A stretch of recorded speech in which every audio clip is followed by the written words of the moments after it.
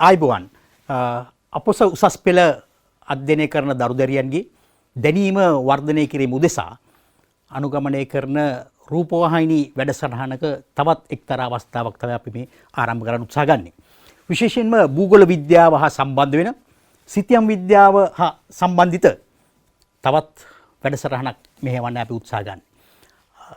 විශේෂයෙන්ම මේ වැඩසටහන නැත්තම් මේ සාකච්ඡාව ආරම්භ කිරීමට පෙර ආතුව මා කැමතියි ඔබගේ අවධානය යොමු කරන්න මේ විෂයේ නිපුණතාව නැත්නම් මේ සාකච්ඡාව තුලින් බලාපොරොත්තු වන්නා වූ නිපුණතාව කොයි වගේ එකක්ද කියන එක. ඒ අනුව ඔබට පේනවා දත්ත සහ තොරතුරු විශ්ලේෂණය කිරීම අර්ථ නිරූපණය හා ඉදිරිපත් කිරීම සඳහා සංඛ්‍යාන විද්‍යාත්මක ක්‍රම සහ ප්‍රස්තාරික ක්‍රම භාවිතා කරන ආකාරය කොයි විදිහටද කියන එක තමයි අපි මෙහිදී සාකච්ඡා කරන්න උත්සාහ ගන්නේ.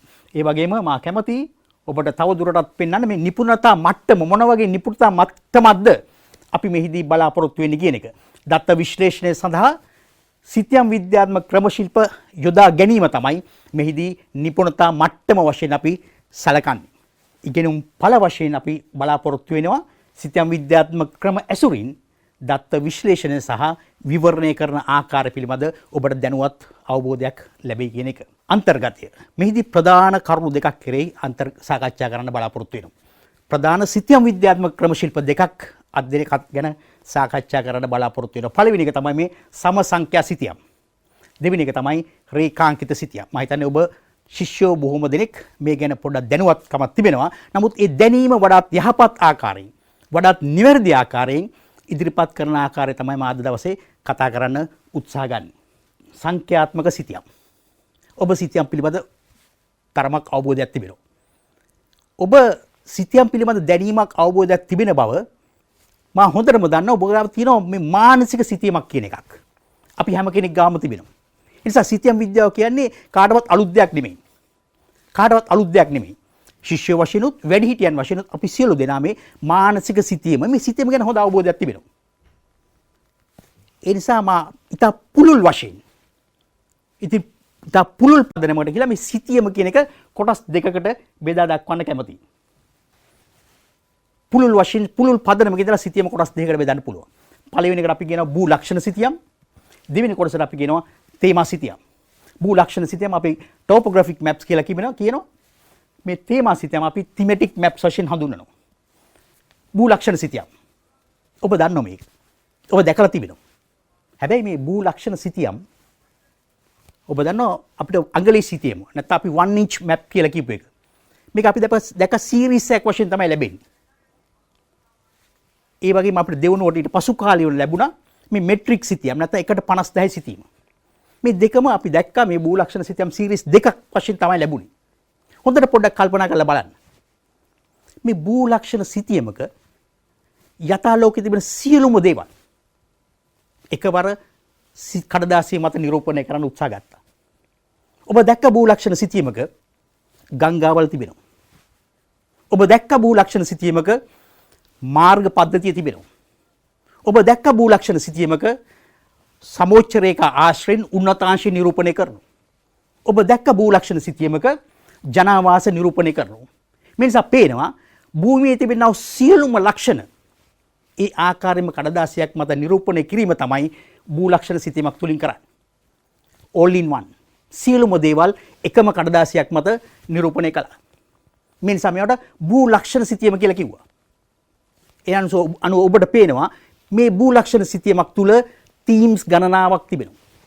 ජනාවාස තිබෙනවා, ජලවාන රේඛා තිබෙනවා, මාර්ග පද්ධතිය තිබෙනවා යන සහ භූමි පරිභෝගය. තීම්ස් ගණනාවයි. නමුත් අපි ආවොත් මේ තේමා සිතියම් වලට, තීමැටික් මැප්ස් වලට ඒ තුල අන්තර්ගත වන්නේ සෑම විටම එකම තීම් එකක් පමණයි. තේමා සිතියම් කියන නම ලැබිලා තියෙන මේ සඳහා මෙන්න මේ එක තේමාවක් සඳහා මේ සිතියම නිර්මාණය කරන නිසා. ඒ නිසා මේ තේමා සිතියම් තීමැටික් මැප්ස් අපි නැවත කොටස් 4කට හෝ 5කට සමහර පොත්පත්වල මේක 5කට බෙදපු අවස්ථාවලුත් තිබෙනවා. හැබැයි මම මෙහිදී ඔබගේ උසස් පෙළ අවශ්‍යතාවය මත කොටස් 4ක් වශයෙන් බෙදලා කතා කරන්න කැමතියි. පළවෙනි එක. මේක රේඛාංකිත සිතියම් වශයෙන් අපි නම් කරනවා. එහෙම නැත්නම් අපි මේකට කියනවා මේ කොරප්ලෙට් මැප්ස්. දෙවෙනි එක අපි කියනවා සම රේඛා. එහෙම නැත්නම් මේක සම මේවට අපි කියනවා isoplet maps. ඔබ බැලුවොත් පෙනෙයි ඔබට මේ සිතියම් වර්ග දෙකම මේ රේඛාංකිත සිතියමත් සම රේඛා සිතියමත් ඉංග්‍රීසි වචන දෙක දිහා බැලුවම ඔබ පේනවා කොරප්ලෙට් මැප් සහ isoplet ප්ලෙට් මැප්ස් වශයෙන් තමයි නම් කරන්නේ. හැබැයි ඊළඟට ඔබට පේනවා මේක උසස් පෙළට අන්තර්ගත වෙලා නැහැ. නමුත් මම ඔබගේ දැනීම සඳහා කියන්නම් area class maps. මම මේ ගැන ගැඹුරින් කතා කරන්න යන්නේ නැහැ. මොකද මේ උසස් පෙළට අන්තර්ග්‍රහණය කරගෙන නැති නිසා. හතරවෙනි කොටස තමයි මේ තිත් සිතියම්. ඔබගේ විෂය පතේ මේක තිබෙනවා. dot density maps කියලා අපි කියනවා. මම සරල උදාහරණ කිහිපයකින් ඔබට පෙන්වන්නම්. මගේ අවධානය යොමු වෙන්නේ මෙන්න මේ කියන්නා වූ ප්‍රධාන කොටස් දෙකට විතරයි. ක්‍රම අපි කියනවා මේ කොරප්ලෙට් මැප්ස් එහෙම නැත්නම් රේඛාංකිත සිතියම්. දෙවෙනි එක අපි කියනවා සම රේඛා සිතියම් isoplet maps. මේ සාකච්ඡාවේදී මම අවධාරණය කරන්නේ මෙන්න මේ අවස්ථා දෙක පමණයි. ඔබ දන්නවා භූලක්ෂණ සිතියමක්. ඔබ මේක දැකලා තිබෙනවා. මම මේ ගැන ගැඹුරින් කතා කරන්න යන්නේ නැහැ. සියල්ලම තිබෙනවා. භූමි පරිභෝගය තිබෙනවා. මම මුලින් කිය ආකාරයට. මම කැමතියි ඔබට පෙන්වන්න සේයා සිතියමක්. නැත්නම් අපි මේකට කිව්වා රේඛාංකිත සිතියම්. මේ තියෙන්නේ ශ්‍රී ලංකාවේ දිස්ත්‍රික්ක අනුව ජන ඝනත්වය පැහැදිලිව මතක තියාගන්න. මෙහි තියෙන ජන ඝනත්වය දිස්ත්‍රික්ක මට්ටමින් ජන ඝනත්වය ව්‍යාප්ත වෙලා තිබෙන ආකාරය. කොළඹ දිස්ත්‍රික්කයේ අපි තද වර්ණයකින් ඉදිරිපත් කරලා තිබෙනවා. ඔබට පේනවා උතුරු මැද පළාත අඩු වර්ණයකින් ඉදිරිපත් කරලා තිබෙනවා. මෙහි තිබෙන්නේ ජන සංඛ්‍යාව නොවේ. මෙහි තියෙන්නේ ජන ඝනත්වය බිම් ඒකකයක් තුල ජීවත් වන්නා වූ ජන සංඛ්‍යාව. බිම් ඒකකයක් තුල. ඒ කියන්නේ වර්ග සැතැක්මක් වෙන්න පුළුවන්, වර්ග කිලෝමීටරයක් වෙන්න පුළුවන්. මේ බිම් ඒකකයට තුල වාසය කරන ජන සංඛ්‍යාව. යනෝ කොළඹ දිස්ත්‍රික්කයේ කොළඹ කියන මේ කලාපේ විශාල ජන ඝනත්වයක් තිබෙනවා. ඒ නිසා ඔබ හොඳින් මතක තියාගත යුතු එක්තරා කරුණක් තමයි මේ රේඛාංකිත සිතියම්. ආශ්‍රය නැත සිතියමක් ඔබ නිර්මාණය කරනවා නම් ඔබ අනිවාර්යයෙන්ම පාවිච්චි කළ යුත්තේ ඝනත්ව වටිනාකම්. ජන සංඛ්‍යාව නම් ජන ඝනත්වයට පරිවර්තනය කළ තමයි ඔබ සිතියම නිර්මාණය කළ යුත්තේ. right.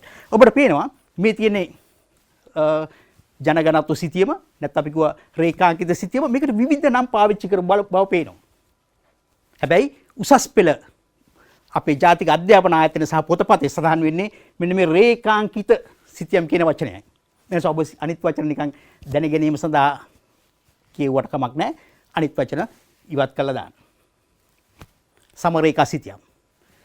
සමරේඛා එහෙම නැත්නම් සම සංඛ්‍යා සිතියම් කියන වචනයත් පාවිච්චි කරනවා. සමාන වටිනාකම් සහිත ස්ථාන යා කළා අඳින ලද රේඛා සහිත සිතියම් වලට අපි කියනවා සම සංඛ්‍යා නැත්නම් සමරේඛා සිතියම්. සමාන වටිනාකම් සහිත ස්ථාන යා කළා අඳින ලද රේඛා සහිත සිතියමක් අපි කියනවා සමරේඛා සිතියම්, සම සංඛ්‍යා සිතියම් නැත්නම් isoplet, isoline maps කියලා අපි කියනවා. මේ තියෙන්නේ අර මම කතා නොකරන්න මේ කියපු එක. තුන්වෙනි ගණය area class maps. නමුත් මේක අපේ සිතියම් අතරේ තිබෙනවා. අපි ඒ ගැන එච්චර කතා නොකරමු. මේ තියෙන dot density map එකක්. තිත් සිතියමක් එක තීම එකයි. ඔබට පේනවා. ජන සංඛ්‍යාව තමයි මේ නිරූපණය කරලා තියෙන්නේ. ජන ඝනත්වය නෙමෙයි. අපි රේඛාංකිත සිතියමක ජන ඝනත්වය පාවිච්චි කරා. හැබැයි ඔබට පේනවා මෙහි dot density map එකේ අපේ තිත් සිතියමෙහි අපි පාවිච්චි කළා තියෙන ජන සංඛ්‍යාව. ඔබට පේනවා මේ පහලින් සඳහන් වෙනවා එක ඩොට් එකකින් රිප්‍රසන්ට් කරන අය, නිරූපණය කරන අය පුජ්‍යල 1000ක්. යනවා මිනිස්සු 1000ක් වෙනුවෙන් පුජ්‍යල 1000ක් වෙනුවෙන් එක ඩොට් එකක් තියලා තියෙනවා. එක තිතක් සඳහන් වෙනවා. යනවා ඔබට පේනවා කොළඹ, කළුතර, ගාල්ල, මාතර, මහනුවර සහ අපේ නැගෙනහිර සහ යාපන ප්‍රදේශයේ වැඩි ජන සංඛ්‍යාවක් ඉන්නවා. හොඳට නිරූපණය කරන ලස්සනට විෂුවලයිස් කරන. හොඳට පේනවා. හැබැයි ඔබට පේනවා සමහර කලාපවල අපි ඌව පළාත ගත්තොත්, උතුරු මැද ගත්තොත් අඩු ජන සංඛ්‍යාවක් තමයි වාසය කරන්නේ. මේ සිතේකට අපි කියනවා එක තීම් එකයි dot density map එකක්. ජන සංඛ්‍යාව කොහොමද ව්‍යාප්ත වෙලා ඉන්නේ. හරි. අපි බලමු මේ රේඛාංකිත සිතියම් සහ මේ සම රේඛා සිතියම්. මේ සිතියම් දෙක පමණයි මෙතනින් එහාට මේ සිතියම් දෙක ගැන පමණයි මෙතනින් එහාට මම සාකච්ඡා කරන්න උත්සාහ ගන්නේ. රේඛාංකිත සිතියම්, සම රේඛා සිතියම්. මේ රේඛාංකිත සිතියම් ගත්තාම මේ රේඛාංකිත සිතියම් වලට භාවිතා කළ හැකි දත්ත විශේෂ තිබෙනවා. දත්ත විශේෂ තිබෙනවා. මේ මා පෙන්වන්න උත්සාහ ගන්නේ මොන වගේ දත්තද අපිට පාවිච්චි කරන්න පුළුවන් මේ රේඛාංකිත සිතියමක් අඳින්න. පළවෙනි මම කියන්නේ ඝනත්ව වටිනාකම්. ජන ඝනත්වය වගේ විචල්යන්. ඔබට ජන ඝනත්වය සිතියමකින් නිරූපණය කරන්න අවශ්‍ය නම් හොඳම ක්‍රමය තමයි මේ රේඛාංකිත සිතියම. දෙවන එක අනුපාත වටිනාකම්. අනුපාත වටිනාකම් ඔබට ලැබිලා තිබෙනවා නම් ඔබට කිසි තර්කයක් නැතුව තීරණය කරන්න පුළුවන් ඔබ සිතියම නිර්මාණය කිරීම සඳහා රේඛාංකිත සිතියමක් ඇඳ දැක්විය යුතුයි. තුන්වෙනි එක තමයි මේ ප්‍රතිශතාත්මක වටිනාකම්. ඔබට ලැබිලා තියෙන පුළුවන් ප්‍රතිශත වටිනාකම් ශ්‍රී ලංකාවේ ප්‍රාදේශීය ලේකම් කොට්ටාස අනුව රැකියා වියුක්ති ප්‍රතිශතය. ප්‍රතිශත වටිනාකම්. ඒ වගේම සමහර විට දර්ශක වටිනාකම්. දරිද්‍රතාව. දැන් ඔබට මේ විචල්යන් දිහා බලනකොට ඔබට පේන එක්තරා ලක්ෂණයක් තිබෙනවා. මොකද්ද? හරයක් සහ ලවයක් සහිත වටිනාකම් තමයි මේ තුල නිරූපණය වෙන්නේ. හරයක් සහ ලවයක් සහිත. ඔබ ගත්තොත් ඝනත්ව වටිනාකමක්. ඝනත්වය ගණනය කරන්නේ කොහොමද? ජන සංඛ්‍යාව, ජන ඝනත්වය ගණනය කරන්නේ ජන සංඛ්‍යාව තිබෙනා වූ භූමි ප්‍රමාණයෙන් බෙදලා. එහෙනම් අපිට හරයක් සහ ලවයක් මුණ ගැහෙනවා. ඔබට පේනවා මේ අනුපාත වටිනාකම්. භූමිතිරි අනුපාතය sex ratio. ඔබට පේනවා හරයක් සහ ලවයකින් යුක්තයි. ඒ වගේම ඔබට පේනවා මේ අපි ප්‍රතිශත ගණනය කරනකොට හරයක් සහ ලවයක් තිබෙනවා. එහෙනම් ඔබට පේනවා මේ රේඛාංකිත සිතියම් නිර්මාණය කිරීමේ දත්තවල යෝග්‍යතාව අපි බැලුවොත් අපිට පේන වැදගත්ම දේ තමයි මේ හරයක් සහ ලවයක් සහිත වටිනාකම් තමයි රේඛාංකිත සිතියම් මගින් නිරූපණය කරන්න පුළුවන්. right දැන් මම කැමතියි ඔබගේ අවධානය යොමු කරන්න මේ සම සංඛ්‍යා සිතියම් නැත්නම් සම රේඛා සිතියම් කියන කොටසට. ඔබට පේනවා සම වර්ෂා රේඛා සිතියම් සමාන වටිනාකම් සහිත වර්ෂාපතනයක් ලබන ප්‍රදේශ ස්ථාන යාකල් අපි රේඛාවක් ඇඳුත් මෙන්න මේ රේඛාවල වලට අපි කියනවා සම වර්ෂා රේඛා සිතියම් කියලා. ඒ වගේම එක සමාන උෂ්ණත්වයක් ලබන ස්ථාන යාකල් අපි රේඛාවක් ඇඳුත් අපි රේඛා ඇඳුත් ඒ සිතියමට අපි කියනවා සමෝෂ්ණ රේඛා සිතියම්. ඒ වගේම අපිට පුළුවන් නම් එක සමාන උච්චත්වයක් තිබෙන ස්ථාන යාකල් රේඛාවල් අඳින්න. ඒවට අපි කියන සමෝච්ච රේඛා. ඔබ මේ ගැන පොඩි දැනීමක් තිබෙනවා. සමපීඩන රේඛා ප්‍රෙෂර් එක පීඩනය. එක සමාන පීඩනයක් සහිත ස්ථාන යාකල් අපි රේඛාවල් ඇඳොත් ඒවට අපි කියනවා සමපීඩන රේඛා. ඔබ උන්නතාංශය දකිනවා වගේම සාගරයේ ගැඹුර පිළිබඳව එක සමාන ගැඹුර සහිත රේඛා අපිට යාකල සිතියම් අඳිනවා.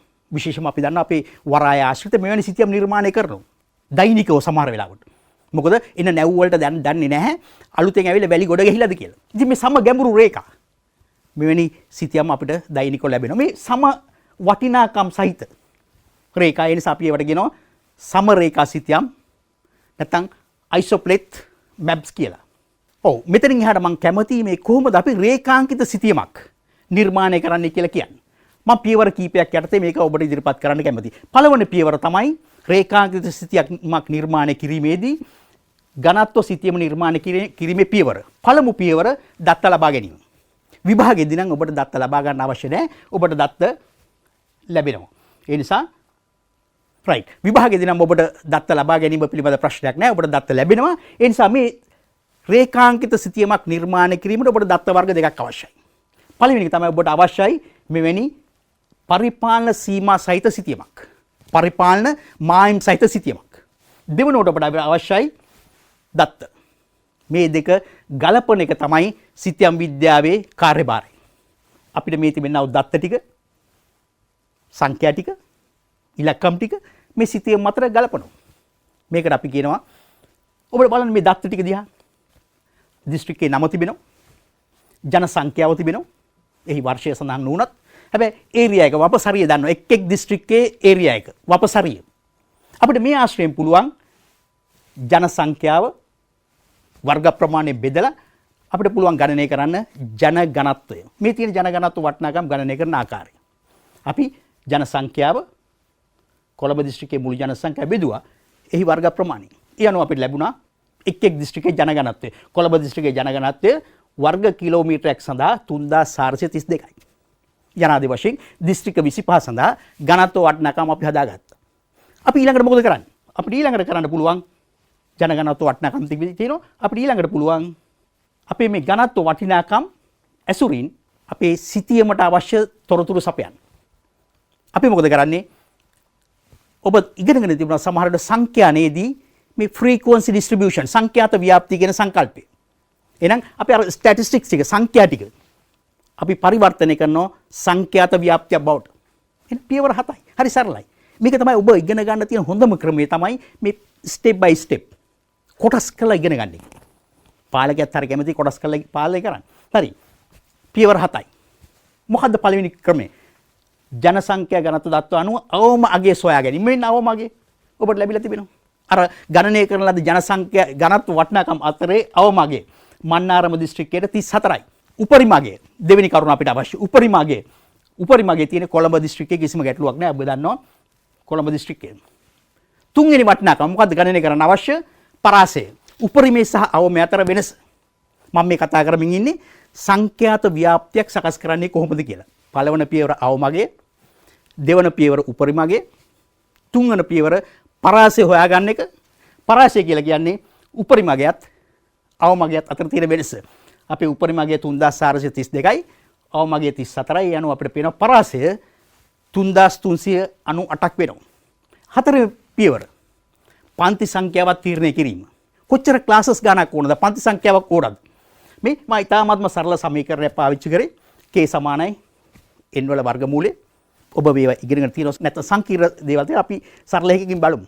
අපේ නිරීක්ෂණ සංඛ්‍යාව 25යි, n සංඛ්‍යාව යනවා ඒ වර්ගමූලය 5යි. එහෙනම් අපි බලාපොරොත්තු වෙන පන්ති සංඛ්‍යාව 5යි. හරි. එහෙනම් අපි ඊළඟ පියවරේ මොකද්ද ගණනය කරන්න ඕන? පස්වෙනි අවස්ථාවේ පන්ති පරතරය. අපි ගාව තිබෙනවා රේන්ජ් එක, පරාසය. අපි පරාසය බෙදනවා අපි බලාපොරොත්තු වන පන්ති සංඛ්‍යාවෙන්.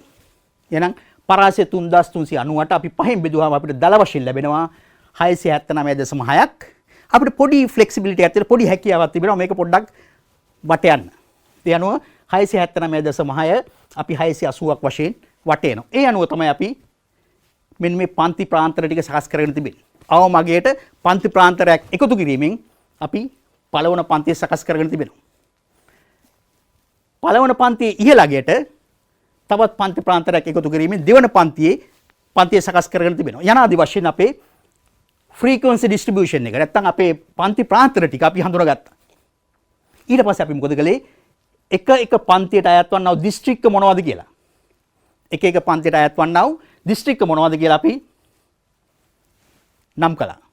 ඔබට පේනවා පළවන පන්තිය ජන ඝනත්වය 34714 අතරේ දිස්ත්‍රික්ක විශාල සංඛ්‍යාවක් තිබෙනවා. ඔබට පේනවා අවසාන දිස්ත්‍රික්කයේ අවසාන පන්තිය ජන ඝනත්වය 2754ත් 3434ත් අතරේ කොළඹ දිස්ත්‍රික්කෙ පිහිටනවා. දැන් අපිට තියෙනවා මෙන්න අපි ෆ්‍රීකවන්සි ඩිස්ට්‍රිබියුෂන් එකක් හදාගෙන තිබෙනවා. සංඛ්‍යාත ව්‍යාප්තියක් හදාගෙන තිබෙනවා. අපි ඒ එක් පන්තියට අදාළ දිස්ත්‍රික්ක ටික හඳුනගෙන තිබෙනවා. දැන් අපිට මොකද කරන්න ඕන? අපිට අවශ්‍යයි මේ එක් පන්තිය සඳහා වර්ණ ගැලපීමක් කරන්න. අපි මේ වර්ණ තමයි අරගෙන යන්නේ අපේ සිතිය මතට. ඒ අනුව පේනවා මම වර්ණ ගැලපීමක් කළා එක් පන්තියට. ඔබ දන්නවා ජන ඝනත්වය සිතියම් ගත කිරීමේදී අපි බොහෝ විට අනුගමනය කරන්නේ මේ රතු වර්ණය. රතු වර්ණයේ තද පහේ සිට තද වර්ණය දක්වා.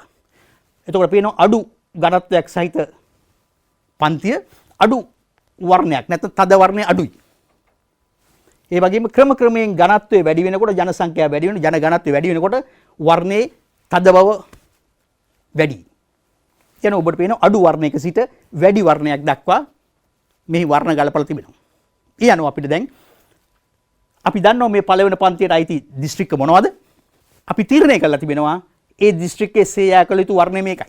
එහෙනම් ඔබට පේනවා කොළඹ දිස්ත්‍රික්කයේ පන්ති සීමාව මේකයි. මෙන්න මේ වර්ණයේ සේයා කළ යුතුයි.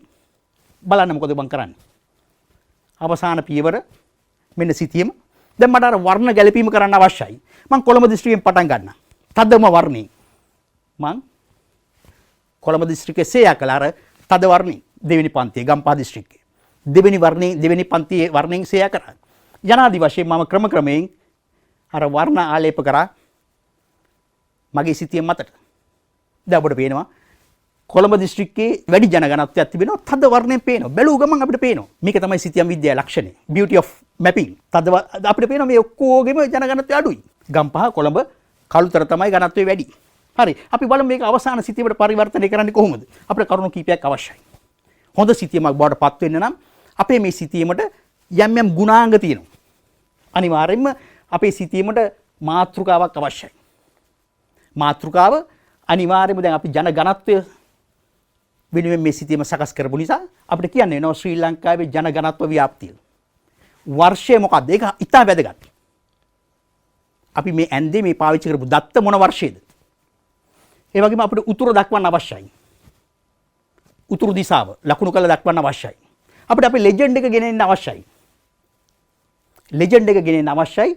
මේ ලෙජන්ඩ් එකේ චූටි අඩුවක් තිබෙනවා මොකද්ද?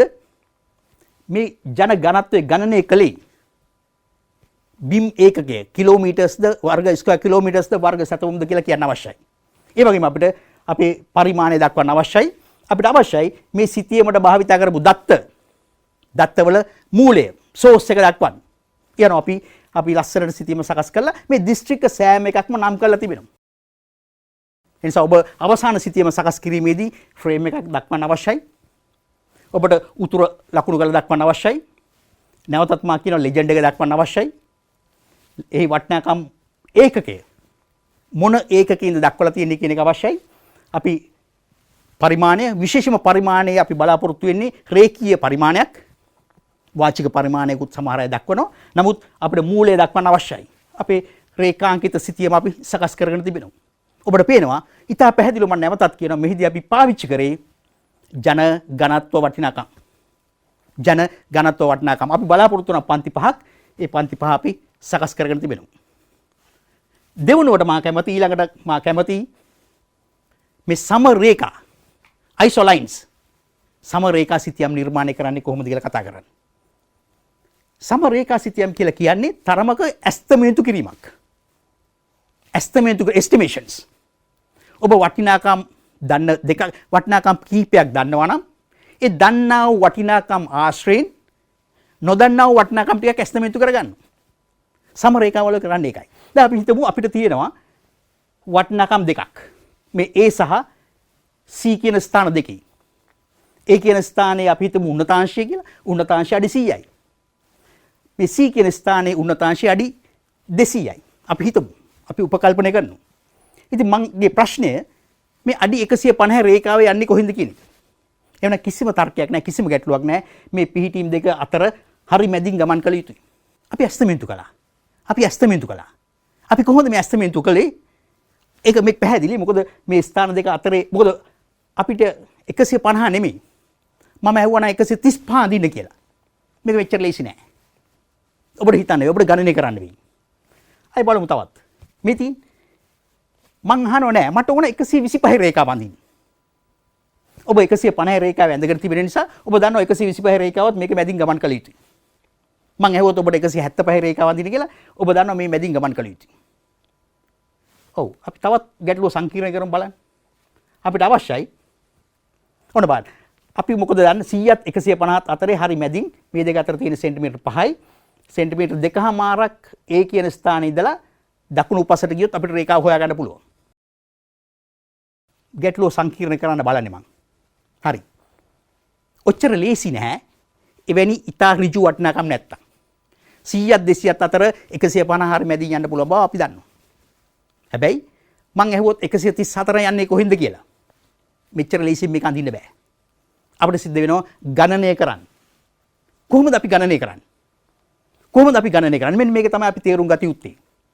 මේක ගණනය කිරීම සඳහා අපි පුංචි සමීකරණයක් පාවිච්චි කරනවා. මොකද්ද?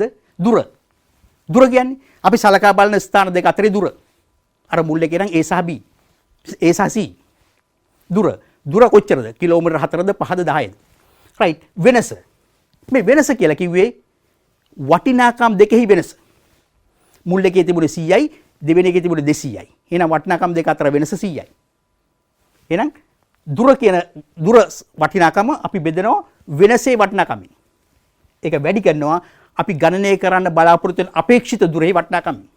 එහෙනම් අපි අර මුල් ගැටලුවට ගියොත් A කියන ස්ථානයේ 100යි B කියන ස්ථානයේ C කියන ස්ථානයේ 200යි අපිට ගණනය කරන්න ඕන C කියන ස්ථානේ. එහෙනම් අපි දන්නවා මේ දෙක අතර දුර සෙන්ටිමීටර්ස් 5යි. ඒ දෙක අතර වෙනස 50යි. අපි වැඩි කරාම අපිට 2.5 සෙන්ටිමීටර්ස් කියන එක ලැබෙනවා. එහෙනම් මොකද්ද මේ 2.5 කියලා කියන්නේ?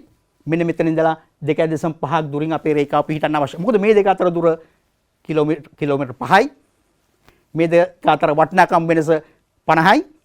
එහෙනම් A කියන පිහිටීමේ ඉඳලා කිලෝමීටර් 2.5ක් B දෙසට වෙන්න තමයි අපිට C කියන පිහිටීම හඳුනා ගන්න පුළුවන්. ඉතින් අපිට මේ විදිහට සරලව ගණනය කිරීම කරොත් අපිට පේනවා මෙන්න මේ විදිහට අවසානයේ yes මම කැමති මේ වචන තුන ගැන ඔබට අවධානය ලක් කරන්න. ඇස්තමේන්තු කිරීමක්. අපි දන්නා වූ වටිනාකම් ඇසුරින් නොදන්නා වූ ස්ථානවල වටිනාකම් ඇස්තමේන්තු කරනවා නම් දන්නා වූ වටිනාකම් තිබෙනවා. ඒ අතර නොදන්නා වූ වටිනාකම් අපිට ඇස්තමේන්තු කරන්න අවශ්‍යයි සමරේඛ අඳිනකොට. ඒ නිසා අපි ඒ සඳහා පුංචි සමීකරණය පාවිච්චි කරනවා. අන්තර්නිවේෂණය, බහිර්නිවේෂණය සහ ඇස්තමේන්තු කිරීම. අපි ඇස්තමේන්තු කරනවා කියලා කියන්නේ මේ දන්නා වූ වටිනාකම් දෙකක් ආශ්‍රයෙන් නොදන්නා වූ තැන් වලට ඇස්තමේන්තු කිරීම. අන්තර්නිවේෂණය කියලා කියන්නේ දන්නා වූ පිහිටීම් දෙකක් අතරේ තිබෙනා වූ ඕනෑම එකක් ඇස්තමේන්තු කිරීම. බහිර්නිවේෂණය කියලා කියන්නේ දන්නා වූ පිහිටීම් දෙකක් ආශ්‍රයෙන් නොදන්නා වූ ඉන් පිටතට දන්නා වූ පිහිටීම් දෙක අතරේ නෙමෙයි ඉන් පිටතට වටිනාකම් ඇස්තමේන්තු කිරීම අපි බහිර්නිවේෂණය කියලා කියනවා. රයිට් මම නැවතත් ඔබට කැමතියි ගැටලුව පොඩ්ඩක් සංකීර්ණ කරන්න. දැන් මම ස්ථාන තුනක් ගෙනාවා. ස්ථාන තුනක් ගෙනාවා. මේ ස්ථානයේ උන්නතාංශය අඩි 100යි. මේ ස්ථානයේ උන්නතාංශය අඩි 200යි. මේ ස්ථානයේ උන්නතාංශය අඩි 300යි. මම අහනවා 150 රේඛාව ගමන් කරන 150 රේඛාව අඳින්න. ඔබ දන්නවා 100ත් 200ත් අතරේ හරි මැදින්ම 150 රේඛාව ගමන් කළ යුතුයි. ඔබ දන්නවා 300ත් 200ත් අතරේ 300ත් 100ත් අතරේ දැන් මේක හොයාගන්න ලේසි නෑ. හැබැයි ඔබට පුළුවන් 100ත් 300ත් අතරේ 200 රේඛාව හොයාගන්න. මොකද හරි මැදින් ගමන් කරනවා. එහෙනම් 200 රේඛාව අපි ලකුණු කරොත් 100ත් 200ත් අතරේ හරි මැදින් ගමන් කරන්න ඕන 150 රේඛාව. එහෙනම් ඔබට පුළුවන් ඒ රේඛාවල් දෙක මෙන්න මේ විදිහට ලකුණු කරන්න.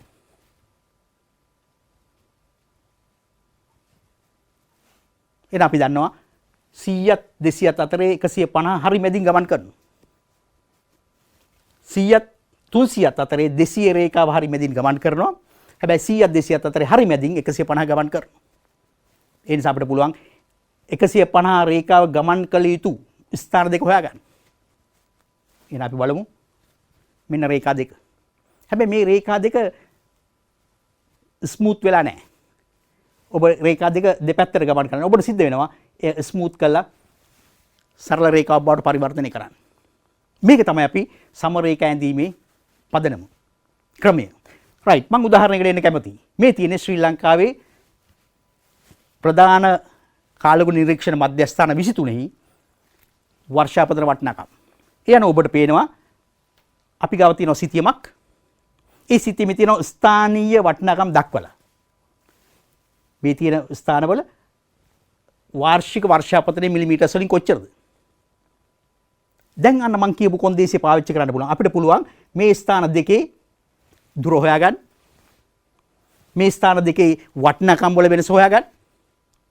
අපිට හොයාගන්න පුළුවන් අපි නිර්මාණය කිරීමට බලාපොරොත්තු වන රේඛාවේ වෙනස කොච්චරද? මම මේක තව සරල විදිහට පැහැදිලි කරන්න කැමතියි.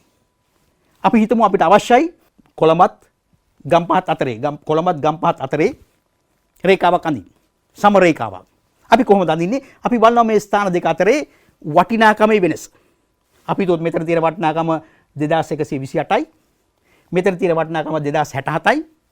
මට අවශ්‍යයි 2100 අඳින්න. මිලිමීටර 2000 ගණන් වලින් තමයි වටිනාකම් තිබෙන්නේ. මට 2100 අඳින්න අවශ්‍යයි.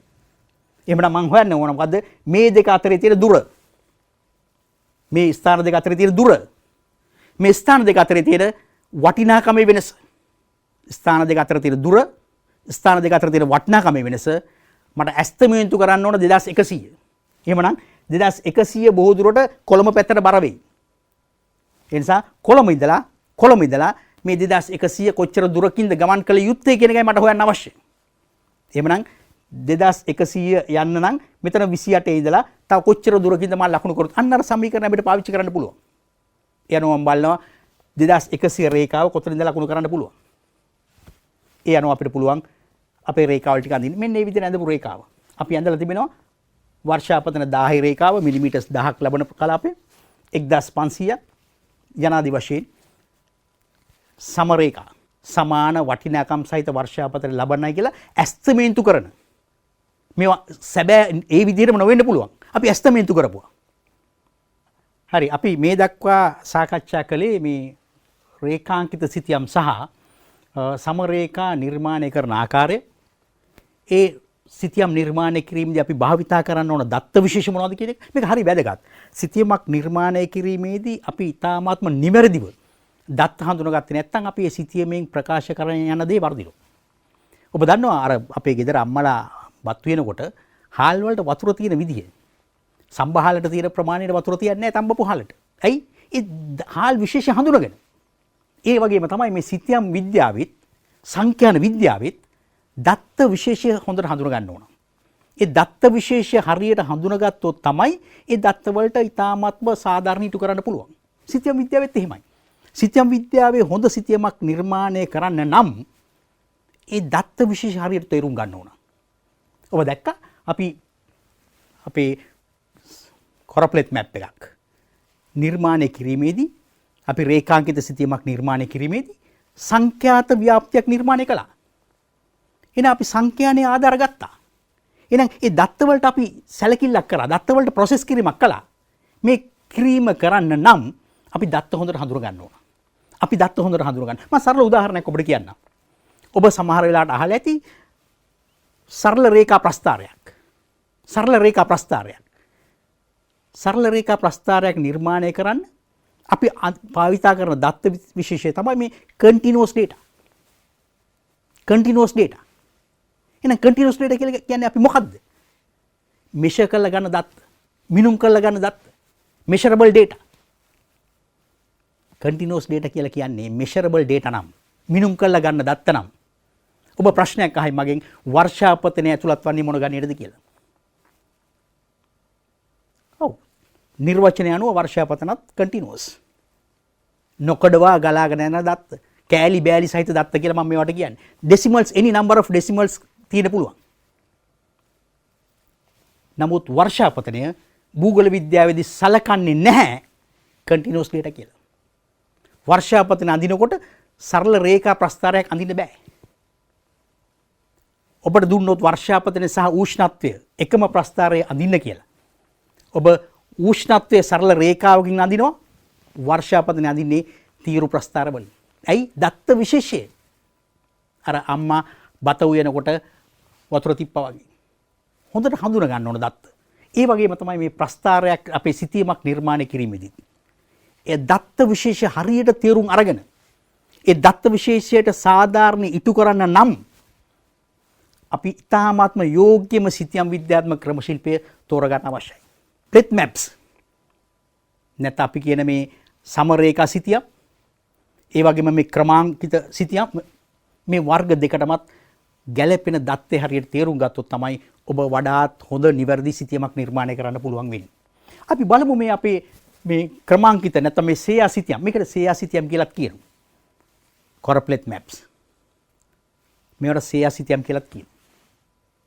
හැබැයි ඔබගේ උසස් පෙළ විෂය නිර්දේශයේ මේකට සඳහන් වෙන්නේ ක්‍රමාංකිත සිතියම් කියලා. ඒ නිසා ඔබ ඒ වචනේ වඩා හොඳින් තේරුම් ගන්න එක හොඳයි. මේ ක්‍රමාංකිත සිතියම් අපි දැක්කා ජන ඝනත්වය වගේ වටිනාකම් තමයි නිරූපණය කළේ. ඒ නිසා ඔබට පේනවා ඝනත්ව වටිනාකම්, ජන ඝනත්ව විතරක් නෙමෙයි වෙනත් ඝනත්ව වටිනාකම් තිබෙන්න පුළුවන්. අනුපාත සහ ප්‍රතිශත වටිනාකම්, ස්ත්‍රී පුරුෂ අනුපාතය, ඒ වගේම අපිට රැකියා නියුක්ත වියුක්ත අනුපාත ප්‍රතිශත වටිනාකම් මේ මගින් ඉතා හොඳින් නිරූපණය කරන්න පුළුවන්. මේක එක්තරා හොඳ වාසියක් මේකේ. එක්තරා වාසියක්. ඒ වගේම අපිට මේක අපි දැක්ක දත්ත වර්ග දෙකක් එකට ගලපනවා. අපි ගාව තිබුණා සිතියම පරිපාලන මායිම, දිස්ත්‍රික්ක මායිම් සිතියම. අපි ගාව තිබුණා සංඛ්‍යා. එක් දිස්ත්‍රික්කයේ ජන ඝනත්වය අපි ගාව තිබුණා. අපි ඝනත්වය ගණනය කරගත්ත වෙන්න පුළුවන්. අපි මේ දෙක එකට ගැලපුවා. මේ දෙක අපි එකට ගැලපුවා. අර සිතියම මත අපි ගාව තිබිච්ච සංඛ්‍යා ටික ගෙනල්ලා දැම්මා. මේවට නවීන සිතියම් විද්‍යාත්මක ශිල්ප ක්‍රමවල කියන්නේ රේන්ජ් මැප්ස් කියලා. ඔබ GIS ගැන අවබෝධයක් තිබෙනවා. ඒ නිසා GIS වල මේකට කියන්නේ රේන්ජ් මැප්ස්. මොකද රේන්ජ් එකක් ඇතුලේ එක වර්ණයක් තියෙනවා. මෙන්න මේ අවමයත් මේ උපරිමයත් කියන මේ රේන්ජ් එක ඇතුලේ මෙන්න මේ වර්ණෙන් සේයා කරලා තියෙනවා. ඒ නිසා ඒවට අපි කියනවා රේන්ජ් මැප්ස් කියලා. මේකට තවත් වචනයක්. ඒ නිසා රේන්ජ් මැප්ස්. මොකද කරේ අපිට ලැබිච්ච ජන සංඛ්‍යාව අපි බෙදුවා ප්‍රදේශීය වර්ග ප්‍රමාණයෙන් ගණනය කළා ජනගණත්වය අපි ඒ සිතියම මත වර්ණයකින් සේයා කළා. ඒ නිසා ඔබට පේනවා දත්ත වර්ග දෙකක් එකට ගැලපුවා. ඔබ GIS වලට නැවත පොඩ්ඩක් ගියොත් ඔබට පේනවා ඔබ ගාව තිබුණා අවකාශීය දත්ත, ඔබ ගාව තිබුණා අවකාශීය නොවන දත්ත. මේ දත්ත වර්ග දෙක ගැලපුවා. අවකාශීය දත්ත තිබුණේ සිතියමේ. අවකාශීය නොවන දත්ත තිබුණේ ඔබගේ අර data table එකේ. මේ දෙක එකට බද්ධ කරා. ඒක තමයි අපි මේ රේඛාංකිත සිතියමක් තුලින් කරන්න උත්සාහ ගන්න. ඒ වගේම මේක හොඳට විෂුවලයිස් කරන්න. මේ රේඛාංකිත සිතියමක් හොඳට විෂුවලයිස් තේරුම් ගන්න පහසුයි. හුඟක් නොදන්න කෙනෙකුටත් අපි දැක්ක සමහර වෙලාවට මැතිවරණ ප්‍රතිඵල නිකුත් කිරීමේදී මේ වගේ සිතියම් පාවිච්චි කරා. ඉතාමත් හොඳින් මේක විෂුවලයිස් කරන්න පුළුවන්. තව කෙනෙකුට ඉතාල හොඳට ඇහැට වද්දන්න පුළුවන්. මොකද අර අපි දැක්කා මම කිව්වා අපි ජනගණත්වයේ වගේ එකක් පෙන්වනකොට පාවිච්චි කරන්නේ රතු වර්ණයේ අඩු වැඩි වීම. ඒ නිසා අපිට පේනවා අඩු වටිනාකමක් සහිත තැන ඝනත්වය අඩුයි. අපි දැක්ක අපේ වියලි කලාපයේම සම්පූර්ණම ඊටාත්ම ලා වර්ණයෙන් තමයි සිතියම් ගත උනේ. සේයා උනේ. අපි දැක්ක බස්නාහිර පළාත තද වර්ණයෙන් එනවා. ඒ නිසා අපිට පේනවා හරි බස්නාහිර පළාතේ ජන ඝනත්වය ඊටාත්ම වැඩි අනිත් පළාත් සියල්ලටම වඩා. ඒ නිසා අපිට පේනවා මේක විෂුවලයිස් කරන්න හරි පහසුයි. කෙනෙකුට අදහස ලබා දෙන්න හරි පහසුයි. කෙනෙකුට තව කෙනෙකුට අපි කියන්න යන අදහස ඉතා නිවැරදිව ඉතා හොඳින් ගම්ම්‍ය වෙනවා තේරුම් ගන්න පුළුවන් මේ සිතියම් විද්‍යාත්මක ක්‍රම ශිල්පයේ තිබෙන පහසුව නිසා. ඒ වගේම මේක නිර්මාණය කරන්න තරමක් පහසුයි. ඔබ දන්නවා සමහර සිතිය අපි දැක්කොත් අපි සමරේඛා දිනකොට තරමක් අපහසුයි. ගණනය කරන්න ඕන ගොඩක්. හැබැයි අපි දැක්ක අපේ මේ සේයා සිතියමේ නැත්නම් ක්‍රමාංකිත මේ සිතියමේ අපිට ගණනය කරන්න තිබුණ ටිකයි. අපිට තිබුණේ බෙදීම් පොඩි හරය ළවය ගලපන්න විතරයි. අපිට ජන සංඛ්‍යාව වර්ග ප්‍රමාණය බෙදලා ජන ඝනත්වය ගණනය කර ගැනීම පමණයි අපිට අවශ්‍ය වුණේ. ඒ නිසා අපිට පේනවා මේක ලොකු ගණනය කිරීම නෑ. ඒ ගණනය කිරීම වල දෝෂ ඇති වෙන්න පුළුවන් දෝෂත් හරි ආවමයි. අපි අර ඇස්තමේන්තු කරන්න යනවා නම් සමරේඛාවල වගේ තරමක් දෝෂ ඇති වෙන්න පුළුවන්. අපි අතින් අඩු වැඩි වීම වැරදි සිද්ධ වෙන්න පුළුවන්. තියෙන ඉඩ වැඩි. හැබැයි මේකේ වෙන දෙයක් නෑ. අපිට තිබුණේ ජන සංඛ්‍යාව වර්ග ප්‍රමාණය බෙදලා ජන ඝනත්වය ගණනය කරගන්න. ඒ නිසා අපිට අනිත් එක අපි දන්නවා මේ අපි හුඟ දෙනෙක් ඉගෙනගෙන තියෙන දෙයක් මේ සංඛ්‍යාත ව්‍යාප්තිය කියන දේ. ඒ නිසා ලොකු ගණනය කිරීමක් නෙමෙයි. සරල අපි සංඛ්‍යානේදී ඉගෙනගෙන තියෙන සරල දෙයක්. ඒක අපිට මේ තුලට ගලපන්න වීම නිසා මේක නිර්මාණය කිරීම පහසුයි කියන එක පිළිගත්ත සිද්ධාන්තයක්. සරල ක්‍රමයක් මගින් ඉදිරිපත් කරන ලබන සිතියමක් නිසා මාර ඉස්සෙල්ලත් වගේ තේරුම් ගන්න පහසුයි. ඕන කෙනෙකුට තේරෙනවා. අනිත් එක අපි දකිනවා බොහෝමයක් ප්‍රායෝගික කටයුතු වලදී ප්‍රායෝගික දෛනික කටයුතු වලදී මෙවැනි සිතියම් අපිට පේන්න තියෙනවා. මම ඉස්සෙල්ලා කිව්වාගේ මැතිවරණ සිතියම් ඒ වගේම අපිට පේනවා සමහර වෙලාවට ඔය එක පළාත්වල නැත්නම් එක රටවල් වල රැකියා වියුක්තිය නිරූපණය කරන්නත් මෙවැනි සිතියම් අපේ අන්තර්ජාලය හරහා බොහොමයක් මුණ ගැහෙනවා. ඒ නිසා මේ කෙනෙකුට තමන්ගේ අදහස, තමන්ගේ කරුණ අපි හැමතිස්සෙම කියන කරුණක් නෙමේ a map is worth than 1000 words කියලා. සිතියමක් වචන 1000කට වඩා වටිනවලු. වචන 1000කින් කියන්න පුළුවන් දේ එක සිතියමකින් කියන්න පුළුවන්ලු. ඒ නිසා අපිට පේනවා මේ සිතියමක් තව කෙනෙකුට හොඳට අදහස කියන්න යන දේ ඉතා හොඳින් අර වචන ටික අරක විස්තර කරා නම් මෙන්න මේ පළාතේ ජනගණත්වය අඩුයි, මේ පළාතේ ජනගණත්වය වැඩි කියලා මේක තේරුම් ගන්න අපහසුයි. හැබැයි මේක එහෙම නෙමෙයි. මේක විෂුවලයිස් කරන නිසා ඉතා පහසුවෙන් අපිට තවත් කෙනෙකුට අපිට කියන්න අවශ්‍ය දේ ඉතා හොඳින් කියන්න පුළුවන්. ඒ වගේම මේ පාදක දත්ත ප්‍රමාණාත්මක වශයෙන් විවරණය කළ හැකි පරිදි පැහැදිලිව ඉදිරිපත් කළ හැකියි. මා සමවිතම කියන්නේ විශේෂයෙන්ම මේ නවීන සිතියම් විද්‍යාත්මක ශිල්ප ක්‍රම වල තියෙන තාක්ෂණය යටතේ අපි මේ රේඛාංකිත සිතියමක් නිර්මාණය කරාට පසුව අපිට ඕන නම් මේ GIS වල ඔබ දන්න තරමින් GIS වල ඒ වටිනාකමත් ඒ මත ලියා දක්වන්න පුළුවන්. ඒ පහසුකමක් තිබෙනවා. ඒ නිසා කෙනෙකුට අර චිත්‍රය දිහා බල නැත්නම් අර සිතියම දිහා බලලා ඒක තේරුම් ගත්තාට අමතරව සැබෑ වටිනාකමත් හොයාගන්න අවශ්‍ය නම් ඒ පහසුකමත් මේක යටතේ ලබා දෙන්න පුළුවන්. ඒ නිසා අර විෂුවලයිස් කරන දේට අමතරව ස්ටැටිස්ටික්ස් සංඛ්‍යාත් අපිට ප්‍රොඩියුස් කරන්න පුළුවන් එක සිතීම මතම. ඒ නිසා කෙනෙකුට රියල් ඩේටා නැත්නම් සැබෑ දත්ත වගේම අර වගේ චිත්‍රයත් මවන්න පුළුවන්. ඒ නිසා මේකේ තියෙන තවත් එක්තරා අවශ්‍ය ඒක තමයි අර පාදක දත්ත සිතියම් මතම නිරූපණය කරන්න පුළුවන් වීම. ඒ වගේම මේ සිතියම් ක්‍රමයේ තියෙන තවත් එක්තරා වාසියක් තමයි වැදගත්ම වාසියක් තමයි මේ කාලානුරූපව සිද්ධ වන්නා වෙනස. සිතියම් දෙකක් එක ළඟ නිර්මාණය දෙකක් හෝ කීපයක් නිර්මාණය කිරීමෙන් දකින්නට පුළුවන්. අපිට පුළුවන් නම් 1900 සහ 2020 අවස්ථා දෙකේ ජනගණත්ව සිතියම් දෙකක් නිර්මාණය කරන්න. අපිට පුළුවන් මේ කාලානුරූපව සිද්ධ වන්නා වෙනස ඉතාමත් හොඳින් මේ අපේ රේඛාංකිත සිතියම් මගින් නිරූපණය කරන්න. අය බලමු මේක තුල තියෙන අවාසිත් මොනවද? හැම සිද්ධියකම වාසි මෙන්නම අවාසිත් තිබෙනවා. සෑම සිතියම් විද්‍යාත්මක ක්‍රම ශිල්පයකම වාසි වගේම අවාසිත් තිබෙනවා. කෙනෙක් තර්ක කරන්න පුළුවන් මේක පාවිච්චි කරන්න බෑ සන්තතික දත්ත සඳහා කියලා. දශම සංඛ්‍යා තියෙන සංඛ්‍යා සඳහා පාවිච්චි කරන්න පුළුවන්. හැබැයි වෙනස් වීමක් කරන්න අවශ්‍යයි. ඒ නිසා සමහර වෙලාවට මේකේ යෝග්‍ය බව තරමක් හීන වෙනවා. ඔබට තිබෙන්නේ සම්තති කන්ටිනියස් ඩේටා නම්. හැබැයි ඒක හදලා අරගෙන නැවත සකස් කරලා ගත්තොත් පොඩි සකස් කිරීමක් කළොත් මේ සිතියම් විද්‍යාත්මක ක්‍රමයට පාවිච්චි කරන්න පුළුවන්. හැබැයි මෙහි තියෙන ටිකක් අපහසු නැත්නම් ලොකුම දුර්වලතාවය තමයි අර දිස්ත්‍රික්ක අතරේ එකවරටම ලොකු වෙනසක් වෙනවා වගේ සමහර ලාට පේනවා.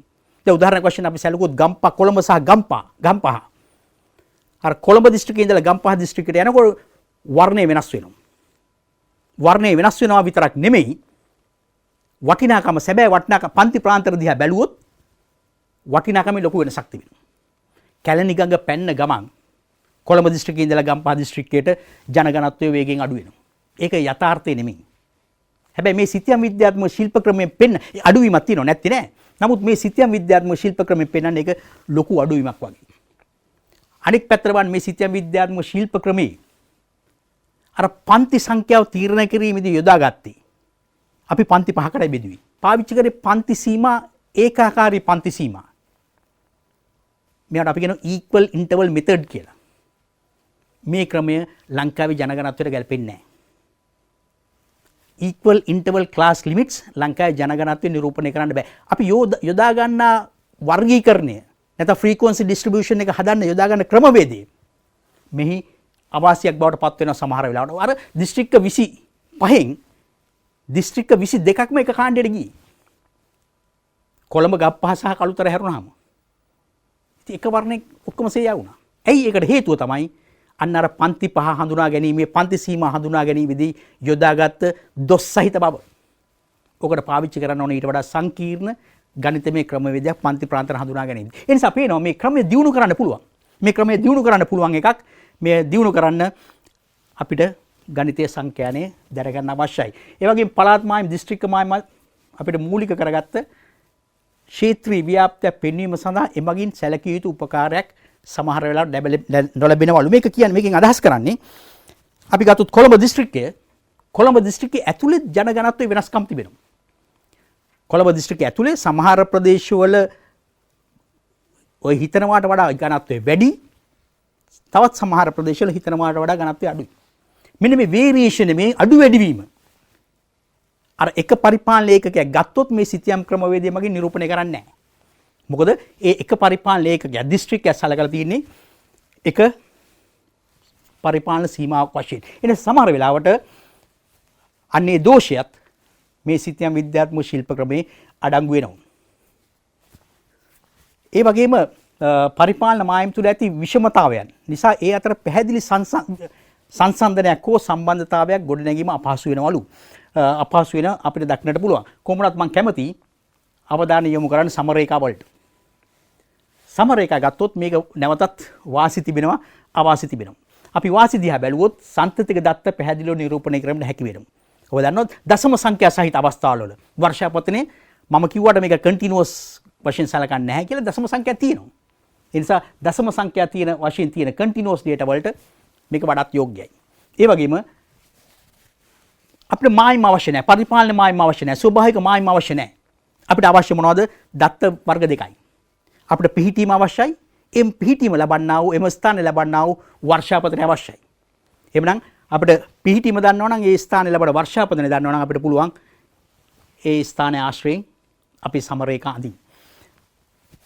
සමහර වෙලාවට විශාල දත්ත පද්ධති තියෙනකොට මේ දත්ත මේ ක්‍රමවේදය හුඟක් කාර්යක්ෂමයි. වඩාත් නිවැරදි චිත්‍රයක් මවන්න නම් අපිට සුළු දත්ත ප්‍රමාණයකින් බෑ. අපිට විශාල දත්ත ප්‍රමාණයක් අවශ්‍ය වෙනවා. මම එකෙන් අදහස් කරේ අපිට තියෙන්නේ දත්ත සීමිත දත්ත ප්‍රමාණයක් නම් අපි අඳින සමරේඛා සමහරට ඇස්තමේන්තුවක් නිසා දොස් සහිත වෙන්න පුළුවන්. අපි වඩාත් නිවැරදි වේ ඇස්තමේන්තු කරන්න නම් අපි සලකා බලනවා පිහිටීම් සංඛ්‍යාව වැඩි වෙන්න ඕනේ. ඒ වගේම අපිට මේකේ තියෙන තවත් එක්තරා වාසියක් තමයි ක්ෂේත්‍රීය රටාව හොඳට විෂුවලයිස් කරන අවකාශීය රටාව, ක්ෂේත්‍රීය රටාව, පැතිරීමේ රටාව. අපි වර්ෂාපතනය ගත්තොත් වර්ෂාපතනය කොහොමද පැතිරිලා තියෙන්නේ ලංකාව වටා ලංකාව තුල කියන එක අපිට මේ තුලින් ඉතා හොඳින් නිරූපණය වෙනවා. අවාසිත තිබෙනවා. මේ ක්‍රමෙත් අවාසිත තිබෙනවා. විවික්ත දත්ත නිරූපණය කරන්න එච්චර හොඳ නැහැ. ඒ කියන්නේ දශම සංඛ්‍යා නැති නැත්නම් discrete data නිරූපණය කරන්න මේක එච්චර හොඳ නැහැ. සංඛ්‍යා countable data කවුන්ට් කරලා ගන්න දත්ත නිරූපණය කිරීමට මේකේ තරම් යෝග්‍ය වෙන්නේ නැහැ. ඒ වගේම අර රේඛාවක් ඇඳහම ඒ රේඛාවෙන් වම් පස එක වටනාකමකුත් දකුණු පස එක වටනාකමකුත් තියෙන එක යථාර්ථය නෙමෙයි.